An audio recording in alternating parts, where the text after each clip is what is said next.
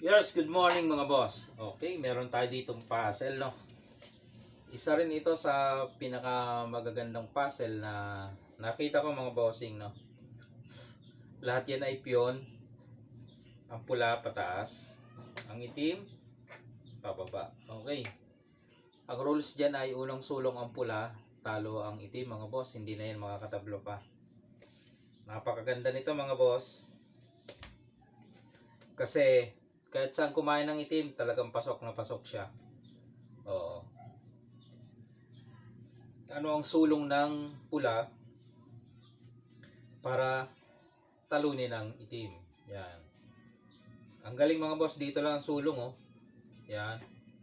Diyan, mamimili lang ang itim ng kain. Pwede siyang kumain dalawa, dadama. O kaya dito sa kabila. Yan. Isa-isay natin yan para maano natin yung detalye. Okay. So, ang team of natin ay ito, no? Halimbawa dito siya kumain, nagpadama siya, isa, dalawa. Yan. Ang gagawin mo, pababalikin mo lang, kain siya ng dalawa. Yan. Tapos ipakain mo ulit, kakain siya ng dalawa. Yun. Yan, makikita mo na ang sunod. Pakain mo lang, isa natira sa'yo pero panalo pa yan. Kain niya ng 4. 1, 2, 3, 4. Yan. 5 pala yan, oh.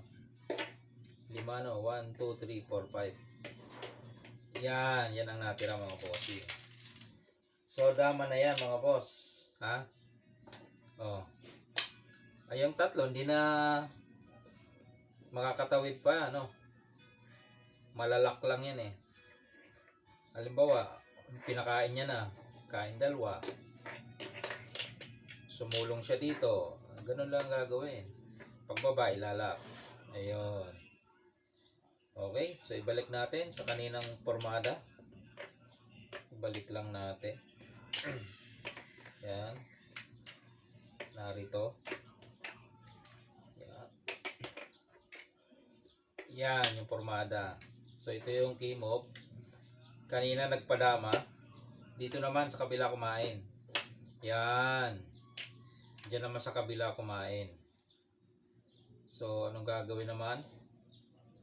Dito ka naman ngayon. Yan. Hindi pwedeng isang kain. Obligado 3 eh. Hello, 3. Yan. 3 ang kain. Tapos dito ka. Padamahin mo. Okay. Pagdama niya, ibigay mo to. Ganun na naman ang sitwasyon. 2, 3, 4, 5. Ayun. Diba? O, dama na to. Ganun ulit ang sitwasyon, diba? Papakain. Dito siya.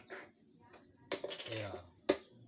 Pagbaba, ilalak. Ayan. Magandang puzzle, mga boss.